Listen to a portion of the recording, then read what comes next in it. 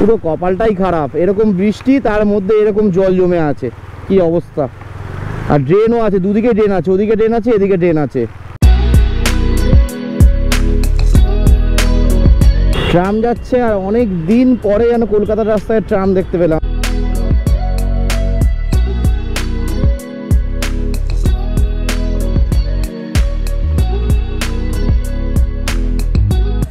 আমরা এখন এখানে বসে আছি কারণ প্রচুর ফটো তোলার চাপ। আমি নিজেও ফটো অনেক কটা তুলেছি।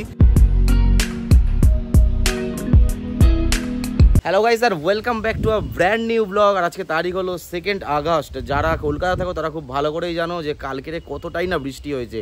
সারা দিন সারা রাত, ইভেন আজকে সকাল 10টা পর্যন্ত ননস্টপ পুরো বৃষ্টি হয়ে গেছে।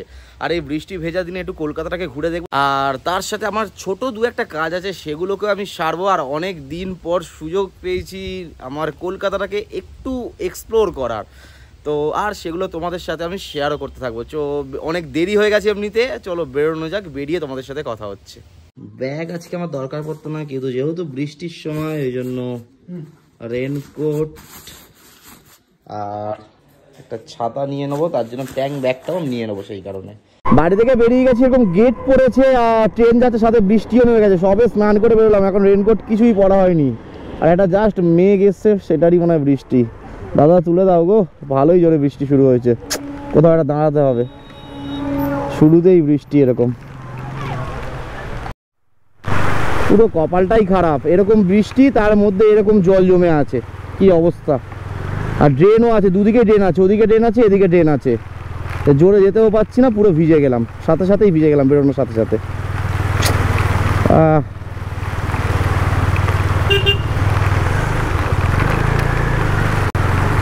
বেশি জোরেও যাওয়া যাবে না, জল ছিটকে পুরো পায়ে ভর্তি হয়ে যাচ্ছে।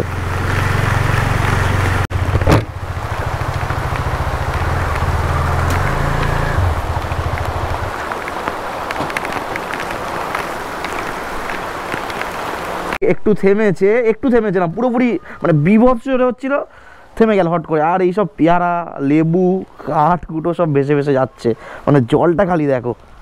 আর এই ড্রেন, এটা ড্রেন, রাস্তাটা খালি দেখো জাস্ট।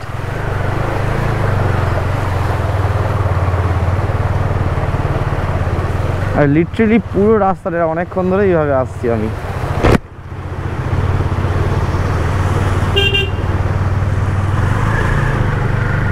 রাস্তার কোন দিকে ড্রেন আছে না কি কিছুই বোঝা যাচ্ছে না, কিন্তু যা বলে তা বলে এই রাস্তায় কিন্তু চালানোর একটা হেভি মজা আছে বর্ষাকালে।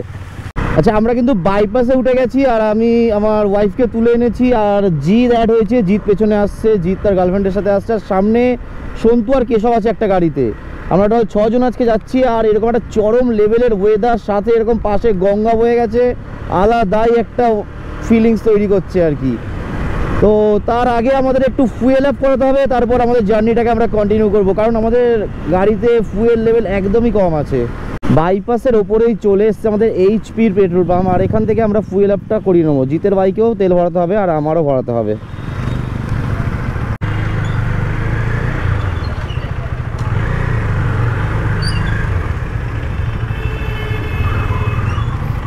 চলে আসুন দাদা, আগে নিয়ে নিন, আপনি আগে নিয়ে নিন, অসুবিধা নেই, আপনিই তো আগে আছেন, অসুবিধা নেই, চলে আসুন। 410 তেল আমাদের করানো হয়ে গেছে। দুটো গাড়িতে 400 টাকা করে আমরা তেল ভরিয়েছি, মানে 400, 800 টাকা। আর একটুখানি রাস্তা, মানে 200-250 মিটার মতো আমাকে একটু উল্টো রোড ধরে যেতে হয়। এটা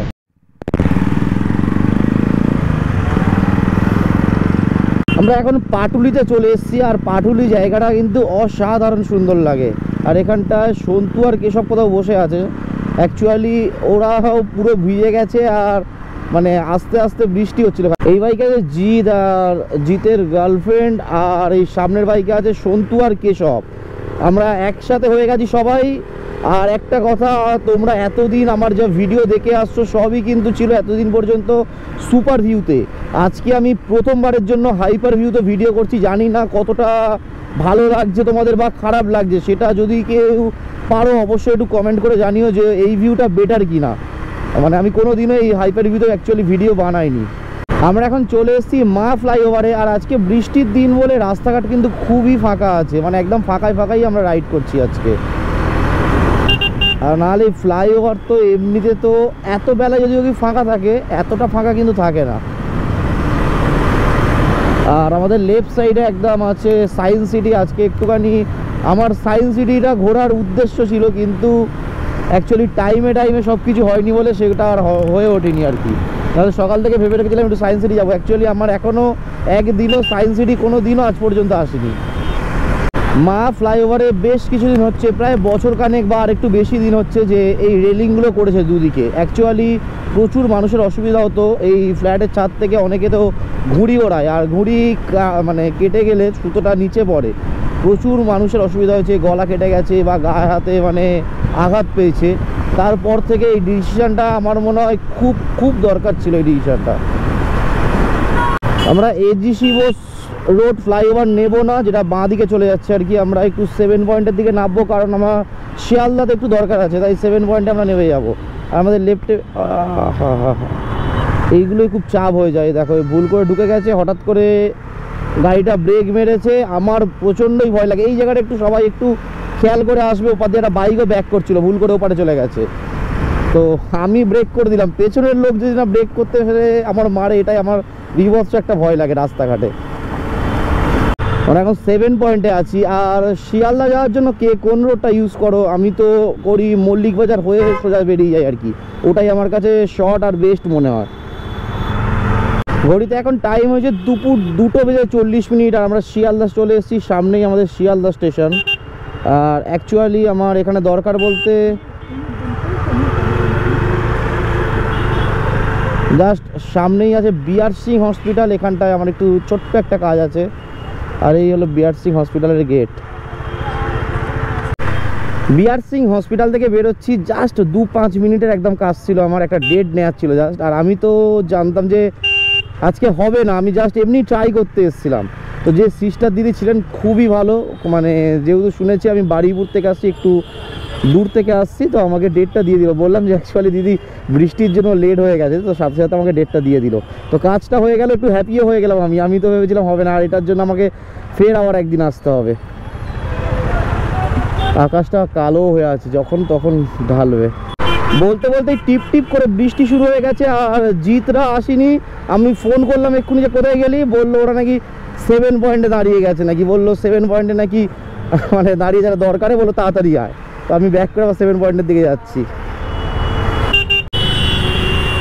ট্রাম যাচ্ছে, আর অনেক দিন পরে যেন কলকাতার রাস্তায় ট্রাম দেখতে পেলাম। আমি যতবার এসেছি রিসেন্ট বা লাস্ট কয়েকবার সেরকমভাবে দেখতে হয়নি। ট্রাম কিন্তু যাই বলো একটা কলকাতার একটা ঐতিহ্য। অ্যাকচুয়ালি ট্রাম চলে কতটা লাভ হয় জানি না, কিন্তু আমার মনে হয় ট্রাম চলাটা অবশ্যই দরকার কলকাতাতে। আমরা এখন 7 পয়েন্টে আর্সলানের সামনে আছি। আর ভাইরা নাকি যেতে যেতে এতটাই খিদে পেয়ে গেছে, আর্সলানের সামনে দাঁড়িয়ে গেছে। আমি শিয়ালদা থেকে কাজ করে চলে এসেছি, ওরা তাড়াতাড়ি আয়, ওয়েট করছে আমার জন্য। আমি ওইটাতে একটু কমই খাই, মানে দেখাচ্ছি তোমাদের। একটু রাইট সাইডে এসে রাইটে যে ফলের দোকানগুলো আছে, উপর থেকে উঠে আমি এখানে একটু বসে খেতে প্রেফার করি বেশি, কারণ রেস্টুরেন্টটা ওপরটা খুব সুন্দর আর কি।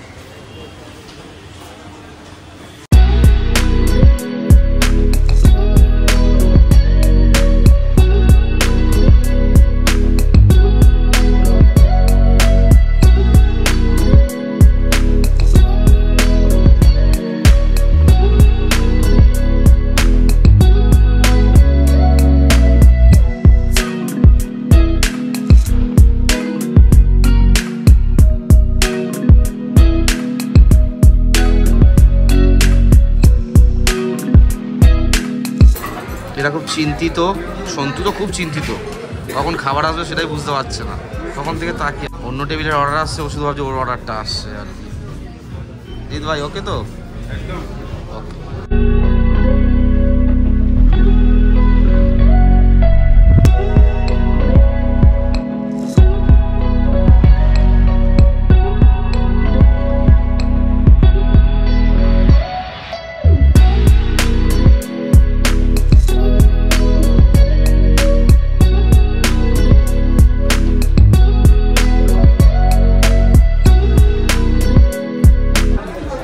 আমাদের খাওয়া দাওয়া আপাতত চলে এসছে, মাটন স্টু এসছে, butter naan, mutton biryani, fresh lime soda, আর্সেনাল ফিশ স্পেশাল কিছু কাবাব আর টেংরি।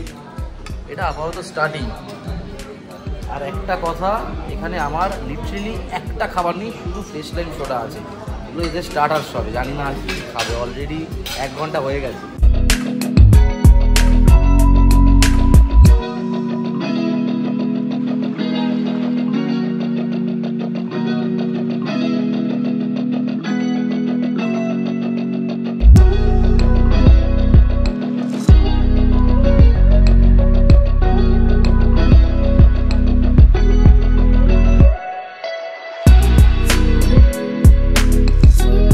খাওয়া দাওয়া আমাদের কমপ্লিট আর বেরোচ্ছি।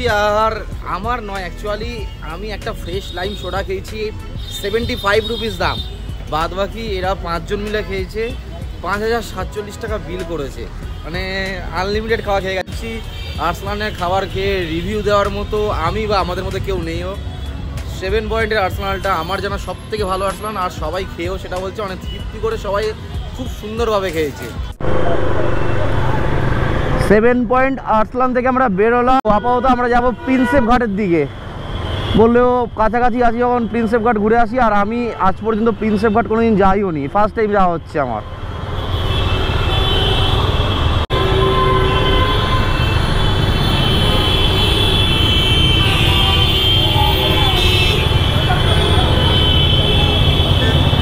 আমরা এজিসি বোস ফ্লাইওভারে উঠে গেছি। আর এজিসি বোস ফ্লাইওভারে আমি আগের বছর 15 আগস্টের দিন একটা ওভার স্পিডের কেস খেয়েছিলাম।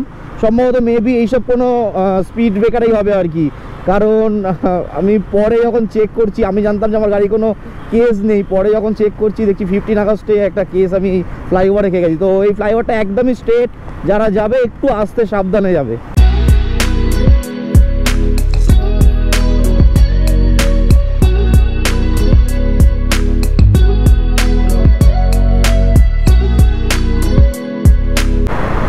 আমরা নবান্ন রাস্তা ছেড়ে দিলাম, বাবুঘাটের রাস্তা ধরলাম। আর সত্যি কথা বলতে কি, আমার এইখানে এলে, মানে বিশেষ করে এই ফ্লাইওভারটায় উঠলে আমার শুধু কেন জানি না একটু হাইওয়ে মন করে। অনেক দিন হাইওয়ে যদিও বা কি যাওয়াও হয়নি, মানে হাইওয়ে বলতে রিসেন্ট ওই দীঘা গেছিলাম, ওটাই আর কি। প্রিন্সেপ ঘাট ঢুকে গেছি ভাই। যেই ক্যামেরা দেখেছে চুল ঠিক করতে করতে আইসক্রিম খাচ্ছে। আর ওপরেই ব্রিজটা কি অসাধারণ লাগছে, ব্রিজের তলায় একদম।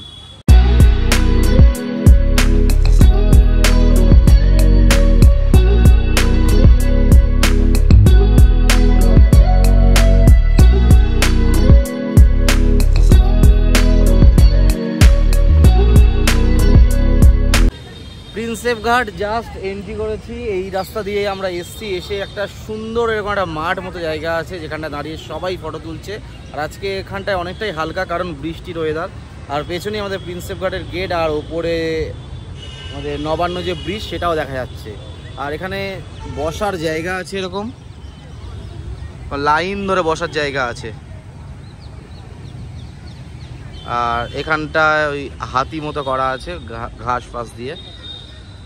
ঘাস মানে কিন্তু আর্টিফিশিয়াল ঘাস, মানে অরিজিনাল ঘাস নয়, কিছুর ওপরে আর্টিফিশিয়াল ঘাস দিয়ে করা আছে। আর খুব সুন্দর লাগছে। আমার যাই হোক, এখানে সব থেকে ভালো লেগেছে ওপরে এই ব্রিজের ভিউটা আমার অসাধারণ লাগছে আর কি।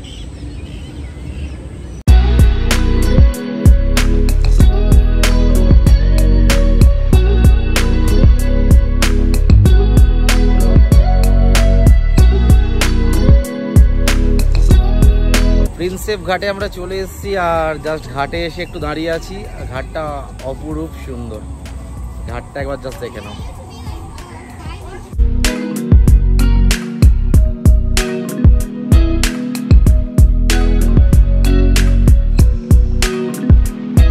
এখন ভাটার টাইম, কারণ এইগুলোতে জল থাকে, দেখে বোঝা যাচ্ছে জল অনেকটাই নিচে নেমে গেছে।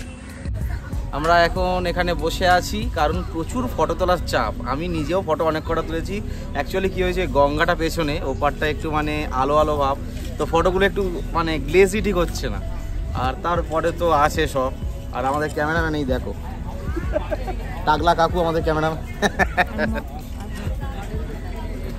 আর যাদের ফটো তোলা হচ্ছে ভাই, ঠিক আছে তো, আরো কটা ফটো তোলায় খুবই ব্যস্ত। খুবই ভালো জায়গা বসে থাকার জন্য, কোনোদিনও আসেনি, বেশ ভালোই লাগছে।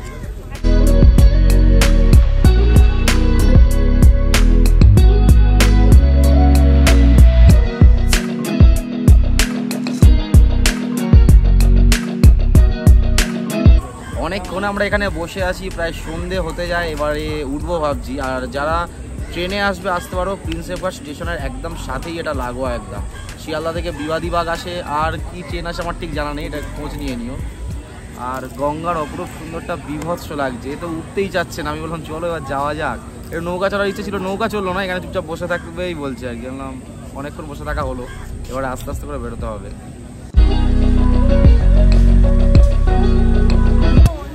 আমরা আস্তে আস্তে করে আমাদের গাড়ির দিকে যাচ্ছি। গাড়ি বাইরে পার্কিং করা আছে, এখানে নির্দিষ্ট কোনো পার্কিং কিন্তু আমি দেখতে পাইনি, রাস্তাতেই রাখতে হবে। আর এখানে ঢোকার কোনো এন্ট্রি ফি নেই।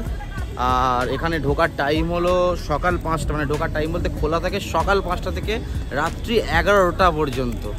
এখানটা গেট দিয়ে ঢুকেই ডান দিকে কিন্তু এরকম জেটু থাকবে, এরকম একটা দোকানের সামনে বসে থাকবে, যেখানে কিন্তু হেলমেটগুলো রাখা যাবে। প্রত্যেক হেলমেট 10 টাকা করে, একটু বেশি হেলমেট হলে যেটু ডিসকাউন্ট দিয়ে দিয়েছে। আমাদের 6টা হেলমেট 50 টাকা নিয়েছে যেটু। প্রিন্সেপ ঘাট থেকে আমরা বেরিয়ে গেলাম, আর সন্ধ্যা হয়ে গেছে পুরো। অ্যাকচুয়ালি বসে আড্ডা মারতে গল্প করতে বেশ ভালোই লাগছিল। যাবো একটু এক জায়গায় যাওয়ার প্ল্যান আছে, একটু ফিশ ফ্রাই খেতে যাবো ভাবছি। তো দেখা যাক, সবাইকে জিজ্ঞাসা করবো, কেউ কেউ তো না বলছে এখনো, ওদের নাকি খেয়ে হজম হয়নি।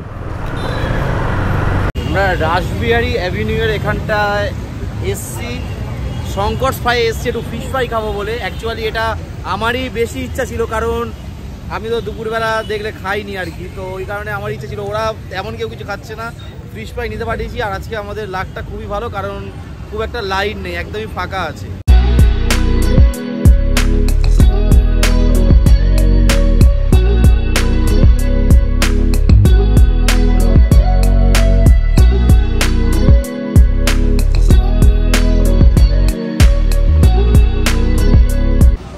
ফিশ ফ্রাই নিয়ে নিয়েছি, আর এটা হলো হাফ সাইজ, কারণ হাফ অলরেডি খাওয়া হয়ে গেছে। আর মাছের ফিলে একদম দুর্দান্ত আছে, সেটা নিয়ে কোনো কথা নেই, কিন্তু মানে মাছটা একদমই পিওর ভেটকি নয়, মানে যেটুকু আমি খেয়ে বুঝছি।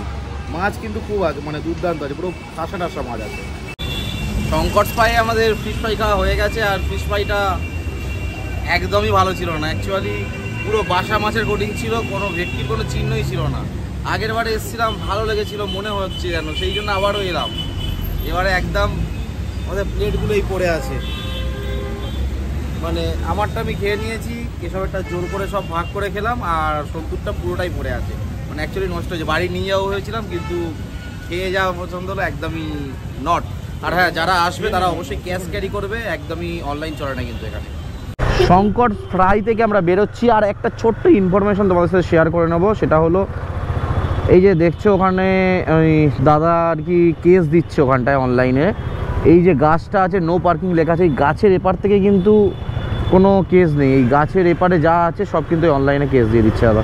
এটা একটু খেয়াল করো, যদি কেউ আসো গাড়িগুলো গাছের ওপারেই রেখো, কারণ এখানে নো পার্কিং অলরেডি লেখাই আছে, ওই লেখা আছে এখানে নো পার্কিং সিম্বল দেওয়া আছে। আমরা আবার জার্নি আমাদের শুরু করে দিলাম। আর একটাই কথা যে মানে অনেক আশা করে অনেকটা ঘুরে আমি এসেছি, অনেকটা জ্যাম ঠেলে এসেছি, তো একদমই নিরাশ হয়ে আমাকে ফিরতে হচ্ছে। আর বাড়িতেও নিয়ে যাবো বলেছিলাম, যে বাড়িতেও নিয়ে যাবো, মাকে বলে দিয়েছিলাম, কিন্তু বাট বললাম তো তোমাদেরকে যে পুরো বাসা মাছে ফেলে দিয়েছে আর কি, কোনো ভেটকির কোনো চিহ্নই নেই। যদিও বাকি একটা কথা, 100 টাকাতে